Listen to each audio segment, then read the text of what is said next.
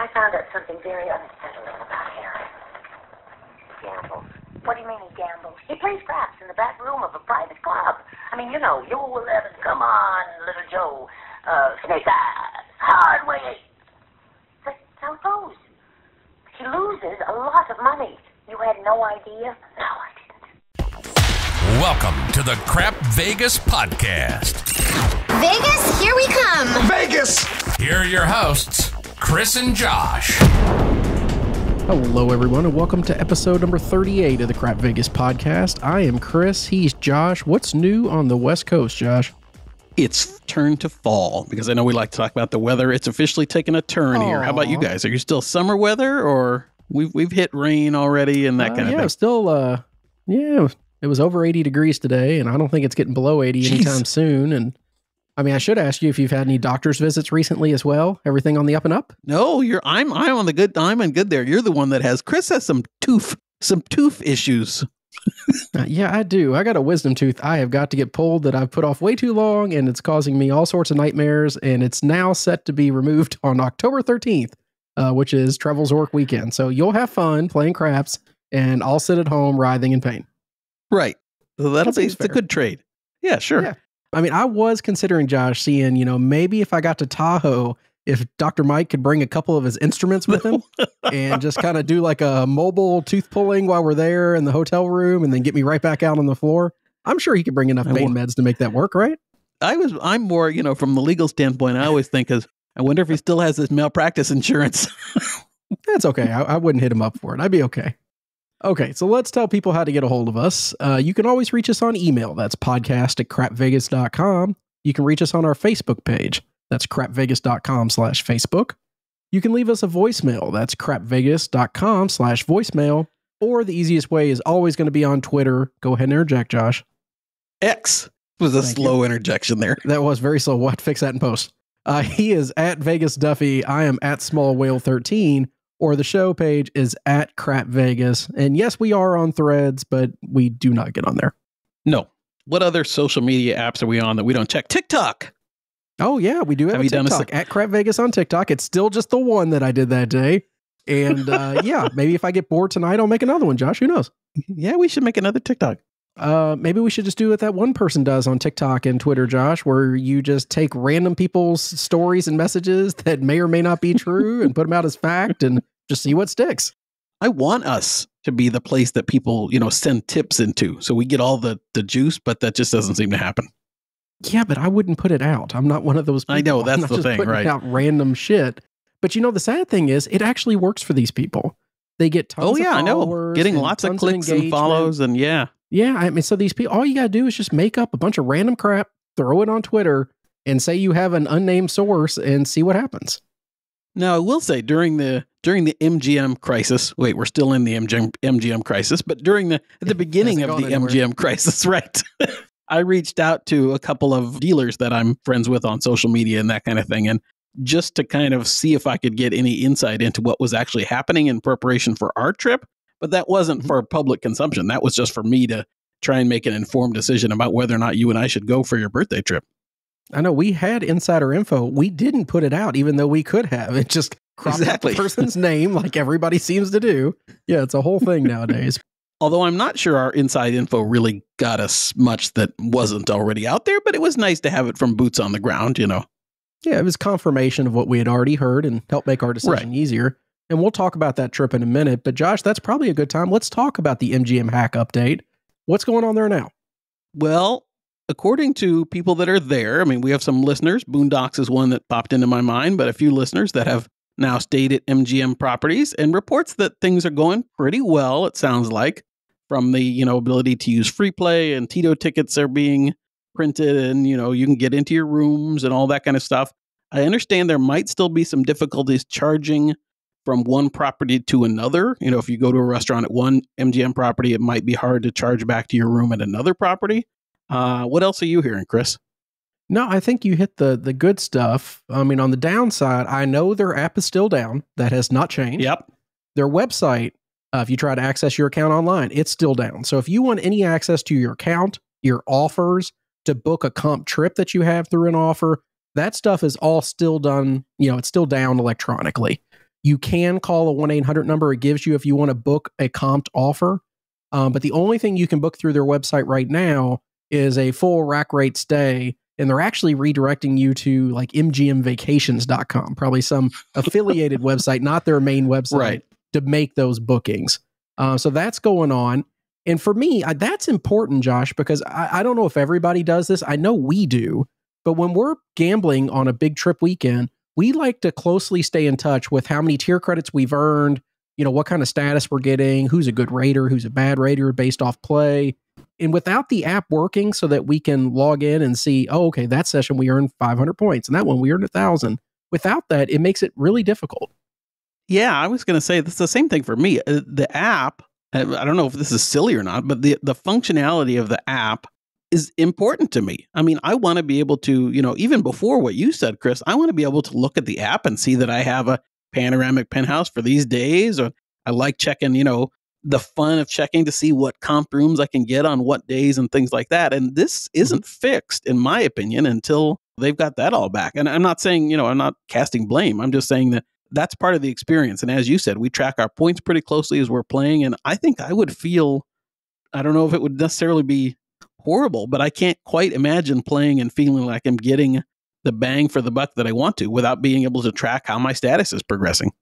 No, I think you're right. And a couple things pop in my mind. One, I know digital room keys still don't work. And I know not everybody uses the those. App says that. That's, yeah, I mean, but somebody like me, I use digital room keys all the time. I really do. I usually, especially if I'm not staying in like a Sky Suite, if I'm staying in a normal room or a normal suite, I don't go by the front desk. There's just no reason to. I'm going to go straight to my room and maybe I'll get a key printed later. But having those down, or if I forget my key in my room, I can still get on the elevator and still get in my room. That's important to me. And two, if the app isn't working when it comes to like points and tracking, that sort of thing, like I don't have full faith that I'm getting credit for play sessions right now in MGM. Right. Like I know they're saying that they're rating things and maybe they are, but without an app on the back end to look and say, okay, here, oh look, 15,000 points just showed up. I don't know if they rated me or not. I have no clue. Yeah, Chris and I very much go with the trust but verify rating methodology, and without being able to check, I mean, you have no way to know, which, maybe I know a lot of people don't care and you're just going to go and play and have fun. And I think for those people, for those of you that play that way, you can probably go to MGM right now and have a great time and not really feel like you're missing much. But for us, there's still some pretty big holes. Okay, so the big question for me then, and Josh, I think I asked you this last time we recorded, but same question applies. Would you travel to an MGM property right now and stay? Not if I could get comped at Wynn or at wherever. I don't think I would. I don't think I'd choose to stay and play at an MGM property.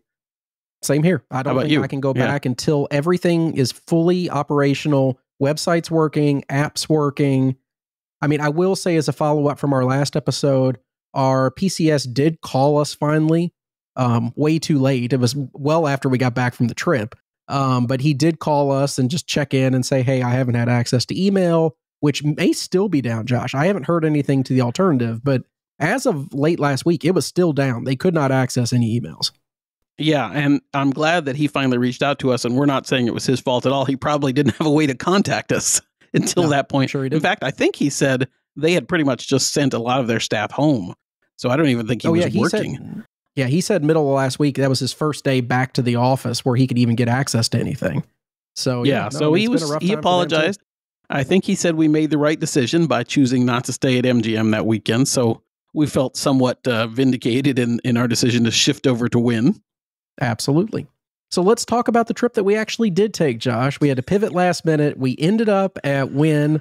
We kind of begged and please take us. Tail between our legs, right? As a last minute booking. But you know what? Of course, our host accommodated, got us set up in the correct rooms. All our free credit and stuff was there. F&B stuff. It was great. Transportation was waiting for us. We both got in fairly late on Friday compared to usual. None of us were rushing in that day. I think we got a small crap session in on Friday, Josh, maybe an hour. Does that sound right? We did. It was a quick one. I don't think it was anything. I think we lost, but it wasn't a big loss or anything. I think we decided with, we had plans for Friday evening. I think we thought, let's just have this one little session and call it a day. It was a quick Friday.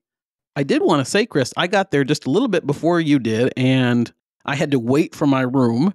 which at Wynn, was I had a choice of I could get a lower room, or I could wait for a higher room. And I said, I'll wait because I knew I had about an hour before you came. So I decided to wait. What I found out, I always at Wynn have preferred the view of the golf course rather than the strip. That's always, I find it a little more relaxing when I do open the windows, which isn't often, but then you have an eyeball staring at you now. It's really exciting. Well, that's the thing. So apparently, since the Sphere has started doing its thing, that has become the desired side of Wynn that people want to stay.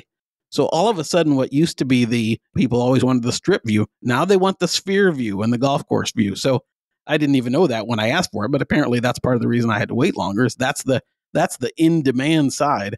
And the Sphere did its thing. At night, it was pretty. I think I had my blinds open for all of 10 minutes or so to get a look at it, and that's about it. Did you have that view, or were you out front? No, I was strip facing, and just to be clear, you didn't have to wait for a room. Your room was available. No, when you arrived, just not the room that you wanted. Right. Let me ask: do you put in like a special request for that? Like in advance, did you tell them that, hey, I want a golf course facing view? Well, they asked me when I checked in. So I went into our VIP check-in area, and she asked me, she said, we do have a room available now. Well, she may have said first, do you have a preference on side? And I said golf course. And then she said, we don't have any yet. We do have a lower room on the strip side, or you can wait for the golf course view. And I said, I'll wait, no big deal kind of thing. So I don't make a request in advance or anything. And I'm usually fine with absolutely anything they give me. It was more if she asked. So I had a preference and I didn't mind waiting. So I don't think I've ever been asked that question before. So lucky you. I turn on my charm, I know how you are when dealing with people. Okay. So Saturday, Josh. We woke up early like we always do. I think it was probably 5 a.m. and I was texting Josh, hey, come on, you ready to go? You ready to go? And I'm just waiting for him to text back. But we did get downstairs right around 6, got our Tower Suites bar coffee, which is always by far the best coffee in Vegas. And we met up with a couple listeners to play, didn't we? Yeah, we met up with James and Jack at 6 a.m. bright and early. And we saw Sabrina and Sebastian, I think, at the Tower Suites bar. And of course, they were nice and friendly as always. And then the 4 of us headed off to the dice table. So that is enemy of the podcast, Jack? Is that the same one we're talking about here? That's right. Boring craps, Jack? That is that Jack. God, how James, on the other hand, was again, Josh. I know. But it was seriously, it was a lot of fun to play with Jack again. And we got to play a few sessions with James. So that was a lot of fun. Yeah, really enjoyed that too. And we'll talk about some happier sessions we had with James a little later. But yeah, that morning session, it was a little bit of a loser. We didn't really do too much, that was exciting to say. But I did really enjoy playing with the crew like we always do. And it was really fun playing with Jack and James. Although James decided that there wasn't enough room on our side of the table. So he stood on the opposite side of the table from us. So we were throwing dice at him the whole time. But it really worked out because somebody like you that has a tendency to throw 2 dice off the table on the fly, we needed somebody down there to grab them. That's what I was going to say. James got to see in real life that, yes, I do throw both dice off the table at least once a trip, not intentionally. So yeah, I think he witnessed that. We had a good time, though. I think that morning we played with Liz, one of our favorite dealers. We might have played with Rick that morning. I know we played with Rick sometimes. I think it was that day. So we had a good time playing with the great morning cruise at Wynn. I wanted to say just real quickly, even though we made this pivot over to Wynn really quickly, I would say, Chris, and I think you probably agree, that nothing was different in our trip. Wynn did a great job setting us up just the way we always get set up. It wasn't, nothing changed because we had done it last minute. It was still a fantastic overall experience. We have our gripes with Wynn over certain things, and we've aired those before. We all have grievances from time to time. But I've never had an issue with booking a reservation at Wynn and making sure everything was ready upon arrival. And I've even done it less than 24 hours before a trip. This was 72 hours. I've done it the night before, and everything still was perfectly smooth. So I always give them credit. The one thing that you'll never have there is, a poor experience or poor service. And as you say that, I guess it's not impossible, but hopefully they make, every place is going to have failings, once in a while, but it doesn't happen very often. And usually if it does happen, they go out of their way to make it right, at least in my experience. Now, there is one big failing, Josh. It's not on my list of things to discuss, but it just hit me. Did you know that they took Sundays off the room service menu? I did know that. We weren't actually even going to talk about that. I'm glad you mentioned it. So Chris and I, whatever night I've gotten, all mixed up, whenever we had our first room service meal, and of course, Chris and I almost order the exact same thing, including oftentimes a Sunday, right? And sure enough, we went up to our rooms and ordered room service. And Chris I got off the phone, I ordered room service on the phone, and she said, we don't have the sundae anymore. And I said, what? You don't have the sundae anymore? So I got the warm peanut butter cookies, which are also fantastic. And Chris, 2 minutes later, texts me and says, they don't have sundaes anymore. Well, here's what's weird about it, Josh. They still have ice cream, but they don't have sundaes. So what is the hiccup here? Are they out of all the whipped cream and cherries and stuff? They just I don't understand it. I mean, what is going on? We need a Wynn insider to fill us in on what happened to Rick, you get on this. You find out what is going on and let us know. And just to keep track, Josh, that means in the past year and a half, they have dropped milkshakes, which were terrible, by the way. I'm just saying. Yeah, I don't mind that. And sundaes. So there is some anti-ice cream bias going on at Wynn right now. We really need to get to the bottom of it. I did have, I think it was after you left, I did have room service with the ice cream, and that was almost as good as the sundae. Not quite the same. Well, but you know what you can do, though, Josh? In your room, in the minibar, you have all sorts of toppings. You have candies and stuff. You just have to grab one of those and pour it on top. And then it becomes like a $65 sundae. I mean, you can't do any better than that, right? I thought you were going to say what I could have done is called up John Evans, our guest from the last show, and said, hey, could you bring me some Hershey's chocolate syrup? Only you would have cost me like $70, but delivery fees and tips for a $3 thing of chocolate syrup. That would be a good story to tell. Anyway, I didn't mean to sidetrack us from our craps adventures on Saturday. No, there wasn't anything too exciting in the morning to really talk about. I know we took a break after that losing crap session, and we went and played some slots. But just an overall comment, I don't know if this is true or not, and it's such a small sample size, it's completely meaningless overall. But I find that I just do not do as well on slots at Wynn as I do at Aria. Yeah, I mean, we're not, as you said, we don't have a big enough sample size to really know, but I'm with you. It seems like we have better luck at Aria. I don't know if that's completely random. We have to ask Professor Slots on that, I guess. Yeah, he'll be super helpful. Spin 5 times, and if you don't win, move on to the next machine, and then send me $1,000 for the information. Right. No, I mean, Josh, I got 23 hand pays this year so far I've looked at. Only 2 of them are from Wynn. And Wynn and Aria have got effectively comparable play. And it's not that you don't get some wins every once in a while. Like the bonuses feel smaller. They don't seem to hit as frequently as they do at Aria. And again, small sample size, so it's really meaningless. I mean, at the end of the day, Wynn could have a higher payout than Aria does, and we just don't know because of our experience. But I will say that I find myself not wanting to play slots at Wynn as much as I would at Aria. And I think on future trips, I'm going to try to scale my slot play back a little bit because it's really the only place I'm losing money these past few times. That's what I was going to say, Chris, and kind of, I don't know if it'll come up later in the show, so now's a good place to talk about it. But, when I looked at my wins and losses on this trip, it was 75% of the money I lost came from slot play. And a lot of it was after you left. I found myself in between crap sessions. I'd go and throw some money in the slot machine. Before I know it, I've lost that. And I'm thinking, kicking myself in the head about, I really need to learn how to play video poker as a way to kill time. When I'm in between crap sessions, if I'm going to do it, at this point, I'm pretty happy playing video poker and, at $5 a video pull. Poker expert over there. Well, yeah, obviously I'm not, but I did have a straight flush this trip, which was the highest. I have never had a royal yet, but I had a straight flush. Yeah. Congratulations. I had a whole bunch of 4 of a kinds. It made me feel that I knew what the hell I was doing, even though I don't know what the hell I'm doing. You're a pro. I mean, you got this. I did look up online just like, what do I do in this situation or that situation? So I tried to educate myself a tiny bit, but anyway, so expect more video poker content as we go forward in future trips, because I'm going to try and wean myself a little bit away from slots and more into video poker when I need to just kill some time. You are going to hit a royal flush before Dr. Mike, and you've played video poker 3 times. Exactly. I'm hopeful. So we did do something different this trip that we haven't done before, Josh. Not anything exciting, but we did both use Wynn's laundry service, which I had never utilized. Sure did. And it was actually really exciting to try because I feel like now I can speak more intelligently about certain higher living things that Wynn offers. I know I had a shirt that got stained on my trip in. A waitress dropped something on me and it was a whole thing. And I didn't want the stain to set all weekend. So I sent that shirt off in the morning in a bag like they do and fill out the little form. And by 5 o'clock, I had that shirt back, pressed and cleaned and perfect. And of course, I didn't pay for it, Josh. It got comped off, so that was great. And I think in the future, I'm just going to bring bags of laundry with me and just send it to them. Just save myself some effort. Our host will love that, right? No, you're right, Chris. So Chris and I decided that this trip we were going to dress up a little bit more than usual. We thought if we're going to stay at Wynn, we've got to look, a little fancier. We blend in a little more rather than our usual Park MGM attire.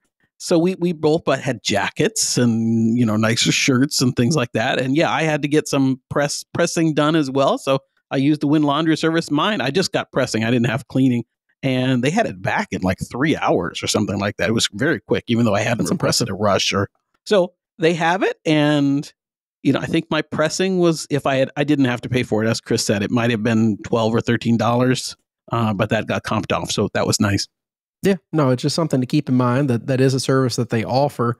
And you're right, Josh. In the past, I have always been Mr. Casual when it comes to casinos, almost to a laughing point where I'll wear shorts and a t-shirt down to the Wynn tables, even if it's 7 o'clock at night. Everybody else is wearing suits and sports coats. Women are wearing fancy dresses, and I'm as casual as can be. And the reason that I've always done that is I was always told by people that I was around in professional settings, look, people that dress over the top nice, they're usually hiding something. And the people that actually do have money and common sense, they're the ones that are dressed casually that you usually can't tell because they don't want to show off. So I've always been of the philosophy, I'm not going to show off. I'm just going to wear what I want to wear and move on. But I will say I really did enjoy dressing up just a little bit more now because at least I feel like I fit in now at Wynn, because you don't feel like you fit in when you just wear t-shirts and shorts at Wynn. No, not in the evening. In the daytime, yes, but in the evening, it was nice to feel just a little bit, as you said, a little more like we're fitting in, and not. Maybe it's not fitting in as much as not standing out. And you know what, Josh? I will say this. I forgot to mention. It does bring a higher quality prostitute coming after you when you wear the nice clothing. So if that's something you're interested in, you get the better ones when you dress nicer. I was mad though. I had to bring 2 pairs of shoes. I don't like doing that. Oh, that's true. Yeah, no, I get you. But anyway, we used to, the big question, Chris, since you mentioned the laundry service, did you use the shoehorn? No, I didn't use the shoehorn. I still haven't touched one of those before, but it is there if you need it. And you can take it home with you, according to Josh. So let's talk about Saturday afternoon, though, Josh. James played with us again, if I remember correctly. Yes? He sure did, yep. And when we started, it was going about as horrible as it could possibly go. I know. Yeah, I think we were 2 markers in. Yeah, I went through my first marker in full pretty quickly and had to take a second one. And I remember looking at Josh like, dude, I don't want to chase this too much more, but I'll give it a little bit of an effort. Thank God we did, because it took us, we got about halfway through my second marker. And then all of a sudden the table was like lighting up and on fire like the 4th of July. It was amazing. Yeah, this was one of those sessions where I was thinking to myself as we were losing to begin with, and I think we've all been there, I don't want to spend what I had hoped to lose my whole trip. I don't want to lose it all by Saturday afternoon, and I'm staying until Tuesday. So I went through my head of, oh my gosh, how bad is this going to be if I've already lost what I had mentally thought, okay, this is where I want to limit myself for a trip by Saturday afternoon. Fortunately, as you said, Chris, we started to turn, and I think, was it me that started it? Did I start it? I think you were the one that started the kind of turn. But Saturday, actually, Josh, it was, I think, a good culmination of like all of us. There was a period there where we were having no bad rolls. Like the worst roll was being like 10, 12 rolls. And it was going really well. At one point, I had a really hot roll where I made a bunch of points and I was 1 away from the all. And we had really got some numbers pressed up. You had a really good roll after it. James was having some great rolls. There was a guy next to Yeah, we James had 3 or 4 in a row. I remember that, right. It just, I mean, everything clicked. So you made the all tall small, which was terrific. Yep. I made the all tall small for the first time this trip. Oh, shut up. He makes the all tall small. Dice pass over to James, who's on my right. James goes on to have a magnificent roll as well. Better than Josh's, even though Josh made total wise, I mean, he better, hit right. 8, 9 points. He hit every number. We had every number on the table well above $500. I had a couple up to 1,000. It was going terrifically. And by the time that roll was done, not only had I got all that marker back that I'd lost, I got another $4 or $5 grand on top of it, even though I was getting killed. So because of that, I told Josh, I was like, we could stick around and do 2 more rolls for you and me to each roll once more, but I'd rather just get out while we're ahead. I can't imagine it's going to get better.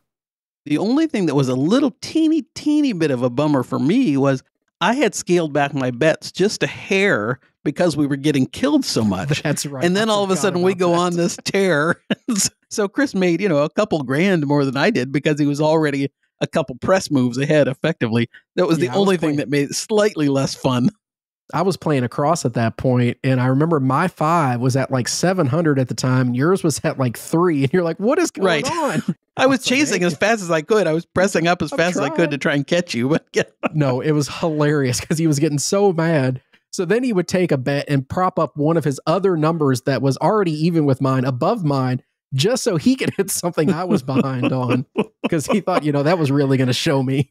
Chris and I both started most sessions playing essentially 100s on the even, or 150 on the 6 and 8, and then 100 on the 4 and 10.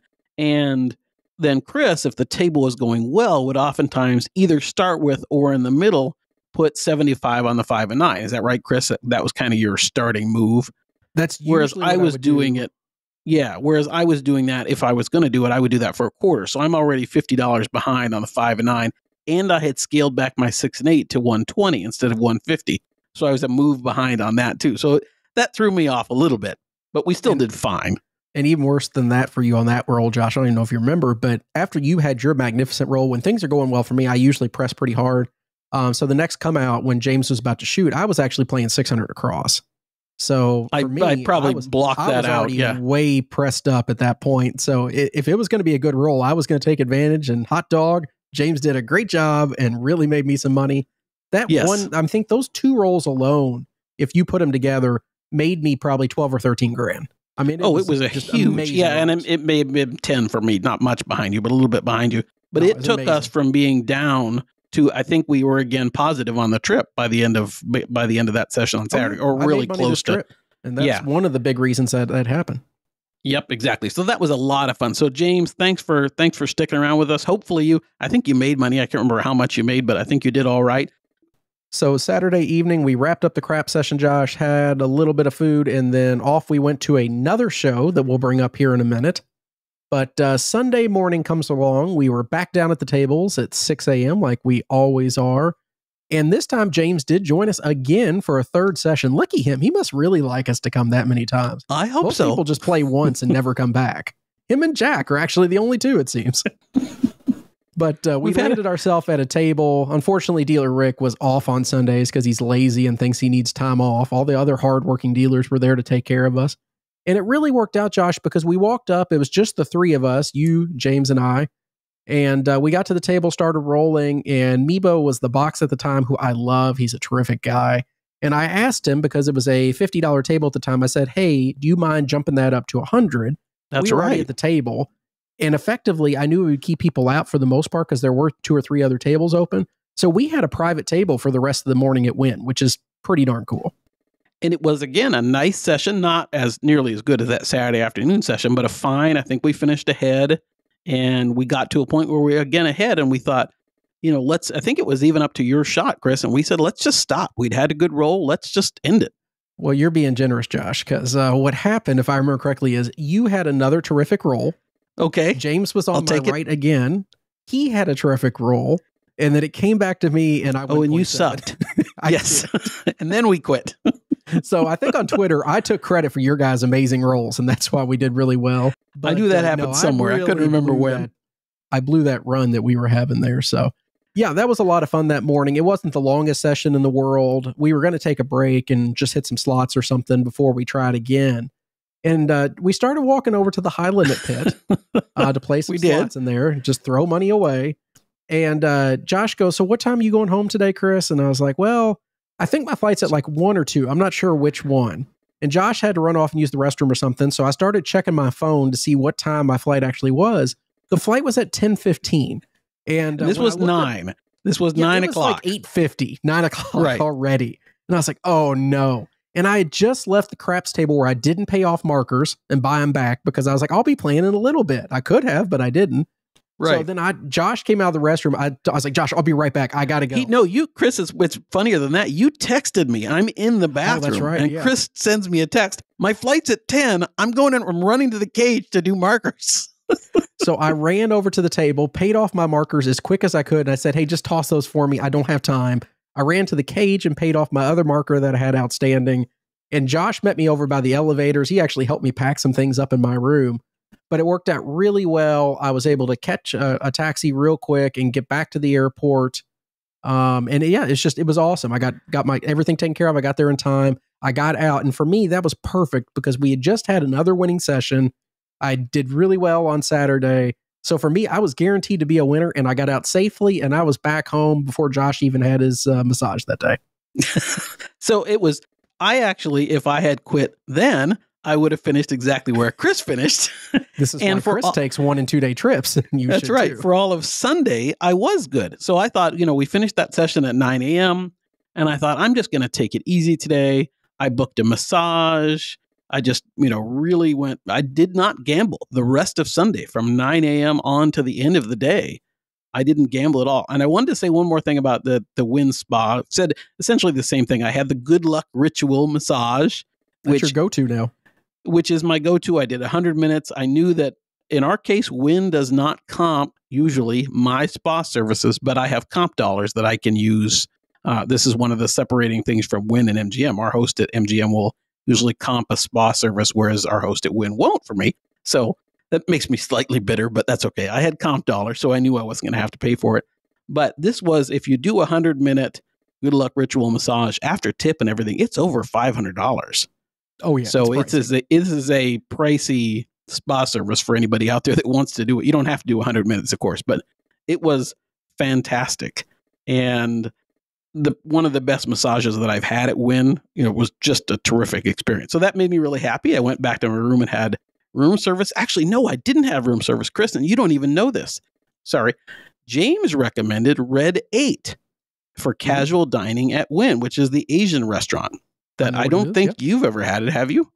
No, Asian food is not typically something I lean towards. After having spent some time over there that we learned about on a Patreon episode recently, I found that our American equivalent to like Chinese food is not as good as when you're really there, and it kind of takes away the splendor. Well, yeah, but I still like it. And, so I thought I'm going to have, rather than room service that night, I'm going to have some Red 8 and take it back to my room. You can order via the mobile app, and I think it was 20 minutes. For it to be ready, and obviously a lot less expensive than room service, if that's a thing for you, and very good. And, I had a great meal there. So that's what I did for dinner. And then I had a show. Ooh. I thought we get to the show. Yes. Before you get to that show, let's talk about 2 questions that just popped in my mind as you were speaking. 1, you said you could order via the mobile app. Yep. Can you order through the mobile app yet for Charlie's, or do you still have to call them or stop by the bar? That's a good question. I don't know. Last time I tried, I called or stopped by. So that's a good question. I'd have to check. Okay. But yeah, I actually, when I went into Red 8, I thought I was going to place an order with the hostess. And she said, you have to order online. You have to order through the app. Fair enough. Then you still can charge it to your room right here at the host desk. But you have to actually have to order online. So that was fine. But okay. And question number 2. I know going into this trip, Josh, you were probably 40,000 tier credits short of getting to black. Because I know that you told me you weren't going to get black this year and you were just giving it up and whatever happens, happens. Is that still the case? It is not quite the case. No, I somehow managed in this trip to get over 30,000 tier credits. So just to give you a frame of reference, if you don't already know, Wynn, it takes 70,000 to get to black.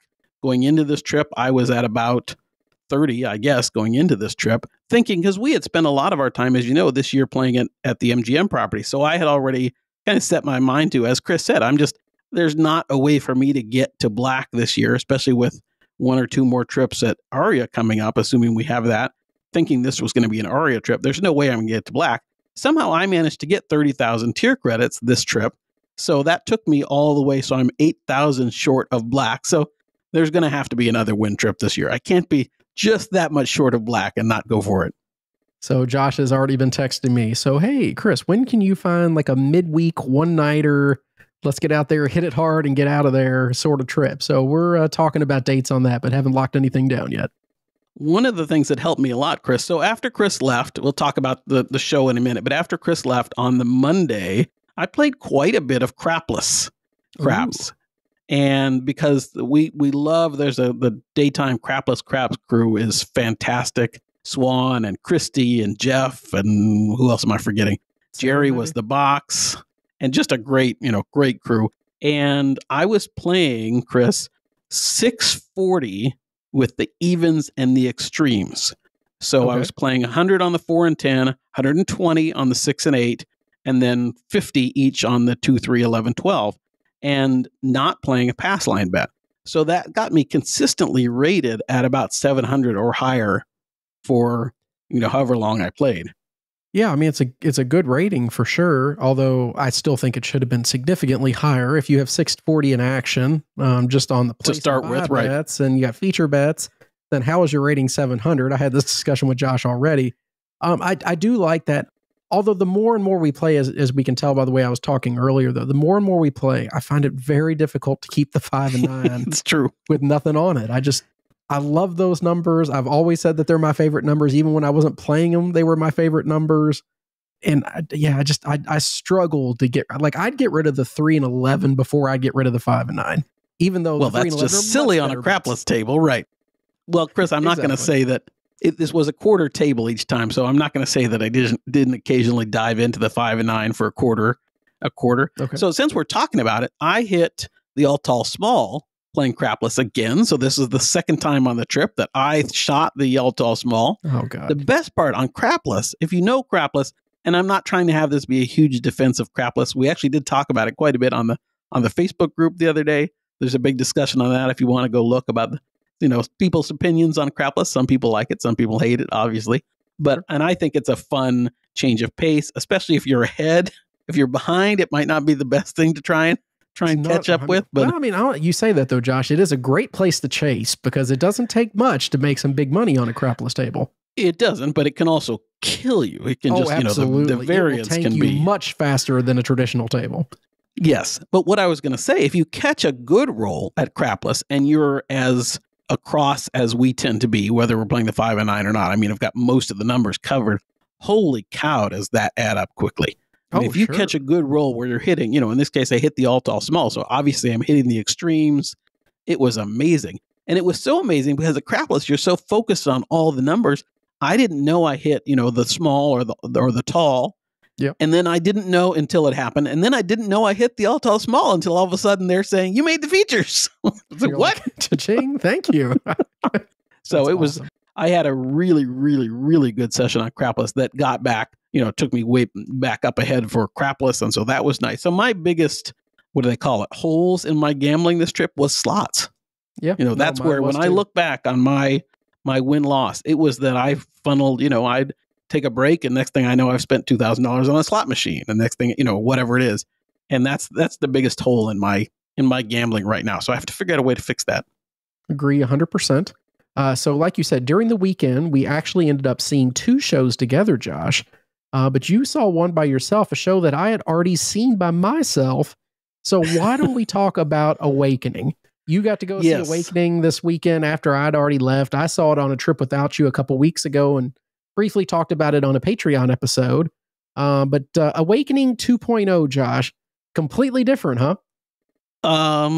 Different. I'm not going to say completely different. So kind of the backstory is Wynn obviously is trying like heck to fill up their Awakening seats. And so I thought Chris had left and I was thinking of stuff to do that didn't involve gambling. And I thought, well, I'm sure I can get a ticket to Awakening.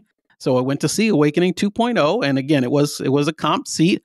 I had a great seat in the theater, 4 rows back, really, really, and I could see everything. The theater is beautiful. As we said before, and Awakening 2.0 is different. And as we said on the Patreon show, I think they did a lot to tighten up the plot, at least to make it understandable. It's pretty easy to understand and follow now. It's not complicated. So that's good. The staging is still fantastic. The sets are still fantastic. It's a beautiful visual show to see. I just still found it. I mean, my joke was I only fell asleep a little bit. Yeah, it's still just as boring as it was before. I don't think it really changed that much from that perspective. I mean, I had a little bit of excitement just leading up to the show and how I got my tickets and the story that led to that you can learn more about on Patreon if you want to. But yeah, I mean, during the show when I watched it, I told Josh, I was like, it's completely different and still boring as hell. And I was trying to leave with 30 minutes to go left. I just kept asking Josh, can I please leave? Do I really have to see the end? I know he was texting me, right? It is just, there is nothing engaging about that show at all. It just, there's nothing that draws your attention that makes you want to see more. The music isn't engaging. The dancing's terrible. The plot is boring. It's just, there's nothing good about the show. I didn't dislike it as much as you did, Chris. And in full kind of, I don't know what the full disclosure, like I talked to people, mostly Wynn employees, so there's a little bit of bias there, I guess, that some didn't like it. But like the person that brought me my room service one night was just chatting with her about it. And she's like, oh, I loved it. And my kids really liked it. And, so there are people that liked it. And I will say that the crowd, the audience, the night I was there, it was a full show. I don't know if anybody paid for it, but it was a full house. And people were very appreciative. And there was a lot of applause and a little bit of a standing ovation. So either people were just being generous or there are some people that enjoy it. But for me, if I had a choice between, if I'm going to take my family to a Cirque du Soleil show or Awakening, I'm going to choose a Cirque du Soleil show every time. And that's kind of where I think it most closely aligns as far as Vegas shows. I mean, I think that's kind of the niche that it fits into most. Do you agree? Yeah, I agree. I think that's what it's partially trying to be. And if you just look at the price tag alone, then yeah, it's going to be up in the Cirque kind of pricing. And we won't talk about it today, but we saw a couple shows, one of which was significantly cheaper than Awakening, that I would go see 100 times before I ever went back to see Awakening again. Yeah, so I have to mention, not to be too much of a tease, but one of the other shows that Chris and I saw, and I don't even think we mentioned this on the Patreon show because we forgot, but they ended the show with, if you really liked us, tell everybody that you saw it. If you didn't like the show, tell everybody you saw Awakening. Yeah, they are kind of the laughing stock of the neighborhood right now. But Josh, that cracked us up. So we did also see Atomic Saloon show at the Grand Canal Shops at Venetian, and we saw Zombie Burlesque at Planet Hollywood, which was kind of a funny story on how we ended up there. Both of those are on the Patreon. We have all sorts of information about those shows if that's something that interests you at all. But I know one thing we did want to touch base on before we moved on, Josh. We've now seen all 3 Spiegel World shows that are in Las Vegas. Yep. We've seen Atomic Saloon show, we've seen Opium at Cosmo, and we saw Absinthe at Caesar's Palace. Between those 3 shows, how do you rank them in the terms of just awesomeness? What's number 1? What's number 3? Well, number 1, and maybe it's just recency bias, or maybe it's, completely genuine, would be Atomic Saloon. I really, really enjoyed Atomic Saloon. Second would be Absinthe, and third would be Opium. And I liked them all. They're all great shows. I'm right there with you order-wise. I think I would, if you asked me a week ago, I would have told you Absinthe is the best show in Vegas, bar none. I've seen it at least 15 times, I think, at this point in my life. And I still keep going back for more. There was something about Atomic Saloon show that was just a little bit more engaging to me. I don't know what it was that made it more special. It's not that the acts were more talented or anything like that. And it's not even like there were like super hot girls that just made the thing amazing. There were super hot girls, but no more so than Absinthe. So I don't know what it was, but I did enjoy Atomic Saloon show better. And I think I would go back and see it, a week from now. If I was going back in town, it wouldn't bother me at all. But if you want to hear more about those, just check out our Patreon. All that stuff's on there for you. Josh, we have a lot of questions that I put down that we're going to try to get to as quick as we can based off how far we already into this one. So let's fly through these things. Ready? Ready. Okay. So we actually got 2 questions about the same sort of thing. So I thought we'd group them together. So question from George about empty tables, Josh. I know many craps players like to play at empty tables. You guys, Mike and Mark, and some not so famous people too. We're famous. I don't agree with that, but okay. But doesn't an empty table hurt your ADT? I guess if the empty table was hot, it would help, but a mediocre or cold table would decimate the bankroll so much faster, hurting the time at the table in that formula. So would it be correct that for craps, if you're chasing ADT and tier points, finding a fuller table would help more on average? Or am I missing something that would sway that calculation? So, George, thanks for commenting on the Facebook group. That's where this question came from. And I think your point is a good one and something I think about a lot. Yes, if you're playing by yourself at craps, I think it does hurt your ADT because you're obviously getting more shots in. Well, it depends on how they're calculating, but assuming they're just calculating your length of time at the table and your average bet, and this is a negative EV game, you're getting more throws in, rolls of the dice per hour than you would at a full table or whatever average calculation they have in their system. Whatever their algorithm says is the average number of rolls per hour combined with your rating and so on. You're getting a lot more shots in per hour. So it is going to hurt your ADT from that perspective. And it can be dangerous. I mean, for me, when I go down first thing in the morning, like when I went down on that Sunday morning or Monday morning after Chris left and I'm playing by myself at a table, you can get down really fast if the table goes bad. And you look at your watch and you've lost your entire bankroll and it's been 10 minutes because you're the only one at the table. So there's nothing to slow it down. Yeah, we've done that before many a times. Josh and I just walked up to a table together by ourselves. Next thing you look, we're down $4,000 and it's been 7 minutes. And you're like, oh, well, this is fun. You're getting nothing for the session and you lost a lot of money. There are places that do measure the number of rolls per hour. Right. And you'll usually see those places because right in the middle of the table by where the feature bets are, there's usually like a little circle. Sometimes they have lights around them. And you'll see the dealers always put the dice over top of that circle before they move them back to you. So they always put them in that same spot and then send them back to the player that's shooting. Those places try to calculate how many rolls per hour they are so that they can give you credit for if it's 112 rolls an hour instead of 80 rolls per hour, that you'll get more benefit from that. That is fewer and far between nowadays. I don't see it nearly as much as I did, say, a year ago or even 5 years ago. But they do try to do that. And this does vary by game that you're playing. This isn't specific to craps. There are a lot of places, obviously, with my history as a blackjack player, there are a lot of places that the floor, when they go to rate you on your skill level, they also put in the speed of the game, whether it's slow, moderate, or a fast game. If you're heads up, that's usually how it's measured. They'll ask how many players are playing at the table, or the computer just knows, look, there's only one person at the table right now.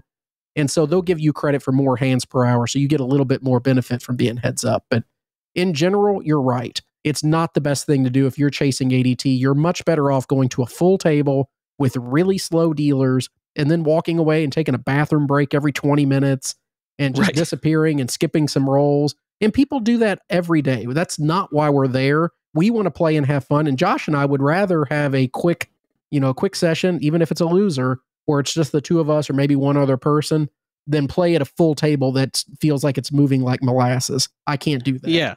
We know the danger and we still choose to go to an empty table if we have a choice. We just really like that dynamic better. Yeah. So let's talk about a related comment from Carl. Carl said, just back from 3 nights at the Flamingo. Most of my coffee dice sessions went well. One even lasted long enough to become rum and Coke dice. There you go, Josh. That's a new one. There were a few first on this trip I did want to share. Wednesday morning, I was able to have a table to myself. Up till now, I'd been skeptical about playing alone since I very much value the social aspect of a busy table. Surprisingly, I enjoyed playing solo much more than expected. The game moved incredibly fast, and I had tips up for the dealers most of the time. They made some money, provided great service, and helped to make sure my usual bets were up. I now see why Chris and Josh prefer playing that way. So there you go. You got somebody on the other side saying, hey, I did this for the first time, and I absolutely loved it. And I think he hit on a couple of the points that we really enjoy about an empty table.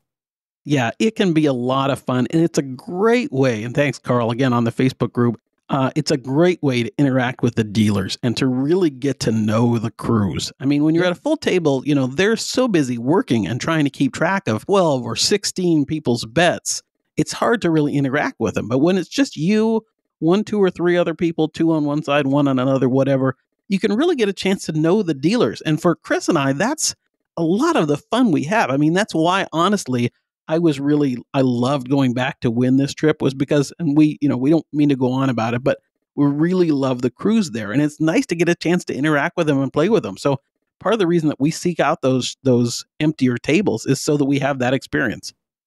Yeah, we enjoy being able to talk to these people, get to know them more, get to know us more.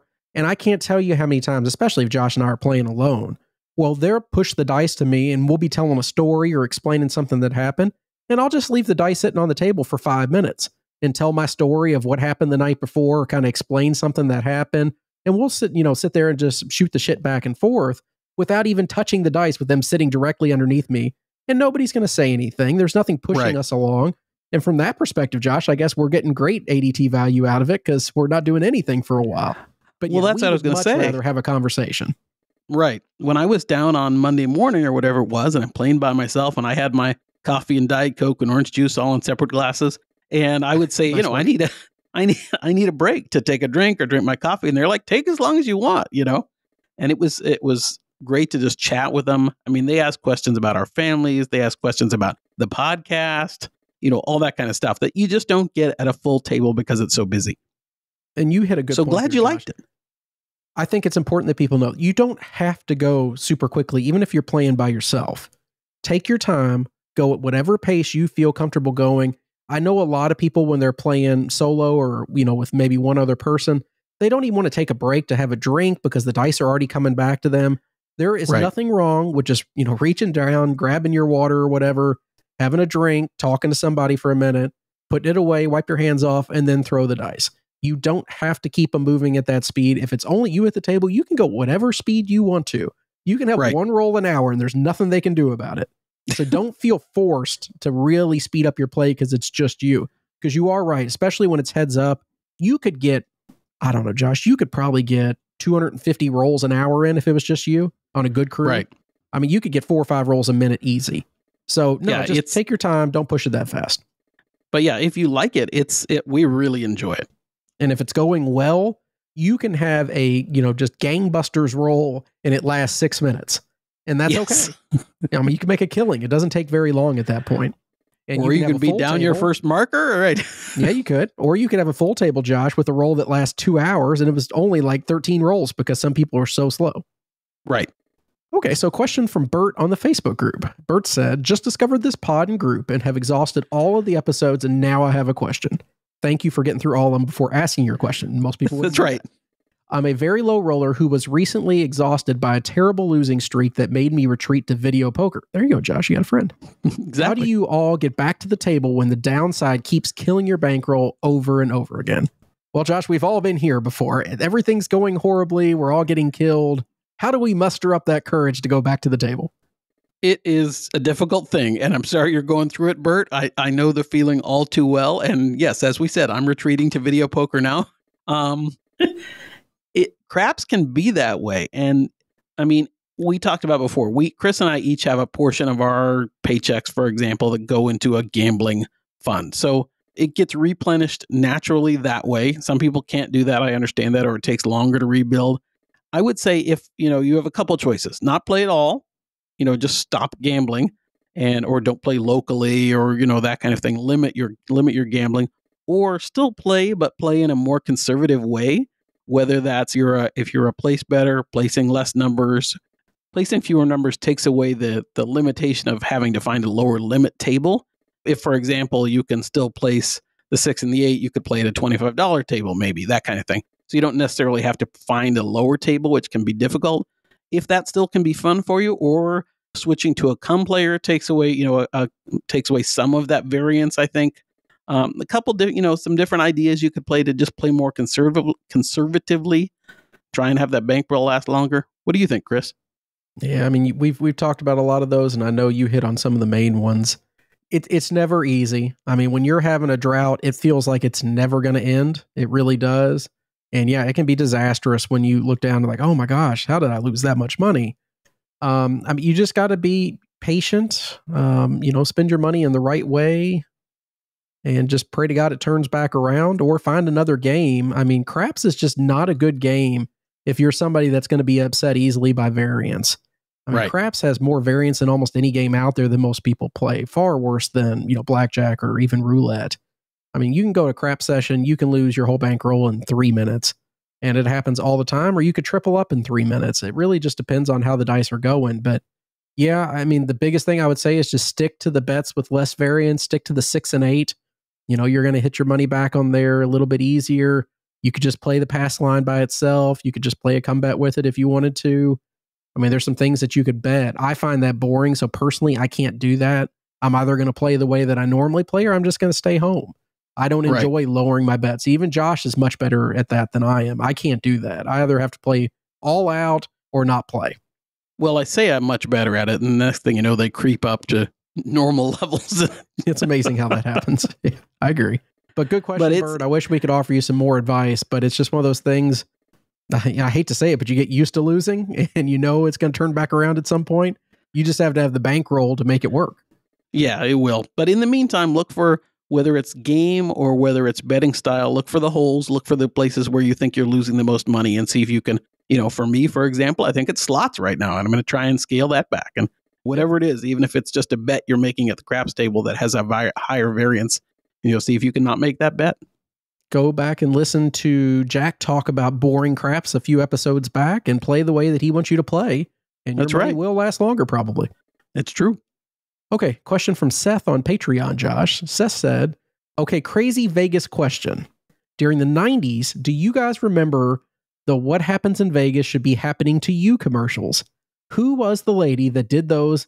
It's a debate at my house, and I have Googled and YouTubed and cannot find them. Sorry for the random Vegas trivia. Okay, great question, Seth. I have no freaking idea. Josh doesn't either. But I'm really hoping by asking this question to a much larger audience, somebody will know the answer for you. So if you do know the answer to this question, what happens in Vegas should be happening to you commercials, and who was that lady? Then please let us know. Either shoot us an email at podcast@crapvegas.com, shoot us a tweet to one of us. I don't care what you do, but just get us the answer so we can calm Seth down and make everybody happy.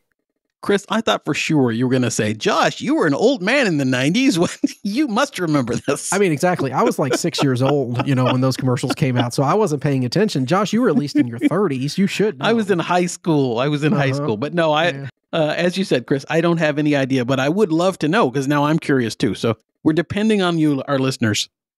Okay, cool. So let's cut off the questions there, Josh. We have a few more, but we'll just save that for next episode.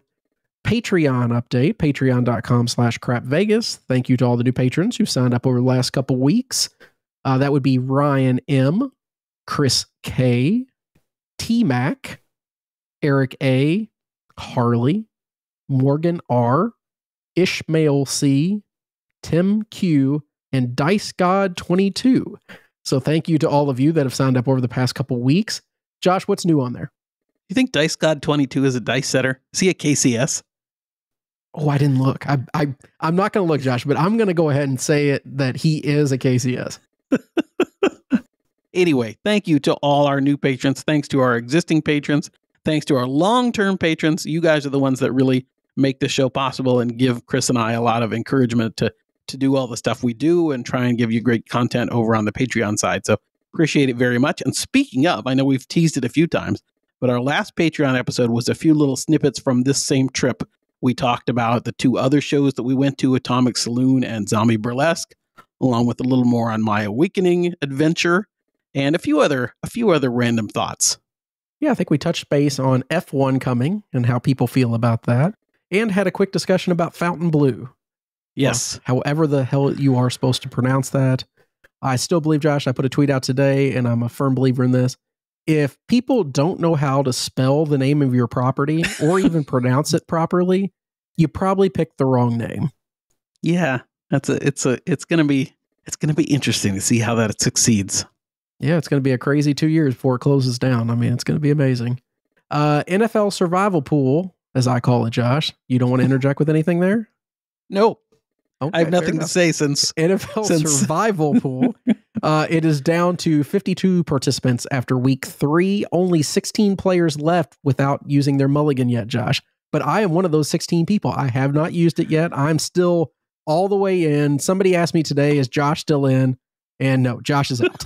He did but not I last am very still long. alive in Tim from the Better Life had also a survivor pool that I am still alive in. So I'm still alive in one. His money. Just don't take anything. That one I actually think I win something if I win it. So hey, congratulations. Upcoming trips, Josh. You have Zorkfest coming up in 2 weeks? Yeah, about 2 weeks on the 13th. I think we start Friday the 13th is the first day of Zorkfest. And I'm very excited about that, primarily because I get to see some good friends and learn about miles and points and all that stuff. I get to shoot some dice with Mark and Dr. Mike and Michael Traeger and a whole bunch of fun people. We have a reserved table, so that's super exciting. I'm assuming you can still buy tickets to Zorkfest. Go to zorkfest.com. I'm sure there are tickets, and I'm excited to see Lake Tahoe. It's been a while since I've been there. Tool around and see what's going on, and it should be a great time. I'm really looking forward to it. I wish Chris was going to be there, but no, he's got to have teeth pulled instead. Getting him to Zorkfest is like pulling teeth. It literally is. And if I would have known it was an option between going to Zorkfest and having some wisdom teeth pulled, I actually probably would have sided with Zorkfest. So you might have chosen the 3-flight trip in that case. Yeah, trip out there, but Josh is going to represent us. We're going to go out in October at some point, aren't we, Josh? Yeah, I think we haven't nailed down any dates yet, but we might do a little quickie trip to get Josh to Wynn Black status trip. And then we might have a usual weekend trip somewhere in the late November, early December. We haven't nailed it down yet. And it's TBD. Yeah, Chris is pretty full. The end of this year is it's actually quite rough for me. I got a lot going on with family vacations and school stuff and work stuff. I don't know how much I'm going to be out in Vegas November, December, and that's usually a time I try to hit pretty heavy. Especially though with F1 coming, Josh, I have no desire to be there anywhere in early November to mid-November. That's not happening. My wife was asking me what we want to do for Thanksgiving because we don't have a lot of family around us in the greater Seattle area. So that's why we sometimes go places. And I said, you want to go to Vegas again? No, come to Louisville. No, I'll get you set up, Josh. It's okay. We'll have some snow. It'll be exciting. You left some snow in Louisville on Thanksgiving? Is that right? Well, that happens about once out of every 10 years. Well, she did say she wasn't up for another Thanksgiving in Vegas this year. So perfect. Come to Louisville. But anyway, what I was going to say is I might have to scratch my Aria itch if they ever get themselves back on their feet before the end of the year, but maybe not. I might just wait to start. If I make black status at Wynn, we're already platinum at MGM. I might just wait until the January for our next kind of bigger trip, and then we'll see where we want to start. But might do that too. No, that's what I was kind of thinking. We already have the status that we want from them. They're still having some issues. I'd almost just rather wait to the new year and start fresh and, have the points actually matter. That's a good point. Okay, so this is usually the part of the show where I ask you all to subscribe, like, and review our podcast. But special call out this week. We have had a lot of new listeners find us over the past couple weeks. And the best way for them to find us is through searches on podcasting apps. As a special thank you to those who want to go out of their way to really help us, if you go leave a review and you email us, podcast@crapvegas.com, or you can just send it to us on Twitter. I don't care which one. Send us a screenshot of your submitted review. I'll send you a coupon code for $10 off our website off any item. That's very cool. Chris, how are you going to know if, couldn't I just go and take a screenshot of somebody's review and say it was me? Well, you could. I mean, that'd be a real jerk move right there, Josh. And thank you for giving everybody that idea. I mean, that was perfect. Yeah, I don't know. And what about people that have already left reviews, Chris? Okay, shouldn't they get something too? I'm throwing a big monkey wrench in your plan. You couldn't have said any of this like an hour ago before we started recording, could you? What? Thanks, asshole. Okay, so if you I might have to cut this out. Screenshot. Yeah, no, leave it in. Why not? Send us a screenshot. I'll give you a $10 coupon code off anything off the website. Seriously, in all actuality, it really does make a difference when you leave reviews and like and subscribe and do all that stuff. I know it's stupid. You hear it every day from people. I know how many listeners we have. I know how many reviews we have. They don't come anywhere near matching up. If just 1/10 of you could leave a review, it would be much appreciated, and it would actually help us get our content out to other people who, do want to find it, and they really enjoy it when they do find it. But it's hard. It's hard to market and advertise a podcast of our nature because you can't advertise, gambling podcast anywhere, gets frowned upon. And we are in kind of a little niche, and we understand that. But we want as many people to find it as they possibly can. So help us out. Leave the review. I'll give you something for it. Yep. As Chris said, it means a lot to us. We are trying to grow our little show as much as we can. And word of mouth and helping the algorithms put us in the right spots is a big help. So thank you in advance. Yeah, you'll get a coupon code for crapvegas.com/shop. And we have restocked our hoodies for this coming year. The cold weather was coming, so I have repurchased. I have about 15 in my closet of each size. So I encourage you all to act quickly. They moved very fast last year, and I'm sure they will again this year. Everybody seemed to like them. There's some pictures in the wild of people wearing them. I will say they are remarkably comfortable. So even if your significant other doesn't even like gambling at all, they'll find it to be the most comfortable hoodie they've ever worn. And people, it will prompt questions on the street, Josh. What is coffee dice? And then you can explain to them what it is. It's like if you're playing Monopoly with a cup of coffee in your hand, you can come up with whatever you want it to say. I was going to say, Chris, not to go off on too much about the merch, but we're down in Vegas and, we're talking about the t-shirts. We have dealers that ask about the shirts and things like that. And of course, I've got the Hard 8 for a nickel shirt, Josh's Hard 8 for a nickel shirt. And we talked about, am I ever going to vary my play on the Hard 8? I said, I can't because it's on the shirt. It's on a shirt. I'm pretty much stuck for life with my with my press move on the Hard 8 and everything. How much our limits grow, Josh, you will always start off with a Hard 8 for a nickel. Right. I take that. And then if it hits the Hard 8, the 8 goes to a quarter, put a nickel on the 6 and 20 back to me, which is what the back of the shirt says. So, and then you got to piggyback always the that, dealer's shirt. It really is that move. Yeah. No, I know. We don't have the piggyback for the dealer part on the shirt. No, I know. We leave that off. We ran out of room. Pretty much. It costs too much money to put all that text on a shirt, Josh. Come on. Anything else you want to talk about this week? No, I think that's about it. I'm very excited. Honestly, I'm very excited for Zorkfest. Looking forward to seeing everybody and going and doing some more gambling. So super excited about that. Yep. I wish I could be there with you, but we'll figure out what happened on that trip soon. And Josh, I'll talk to you next week. So thanks everybody again. Appreciate it. Vegas, here we come. Thanks for listening to the Crap Vegas podcast. Have you ever been to Vegas? Check out all our recent news and our Vegas trip calendar by visiting crapvegas.com. See you in Vegas. See you next time. Bye. Toodles. Hasta luego. Au revoir. Ciao. Das vidanya. This episode will never end. I've run out of languages.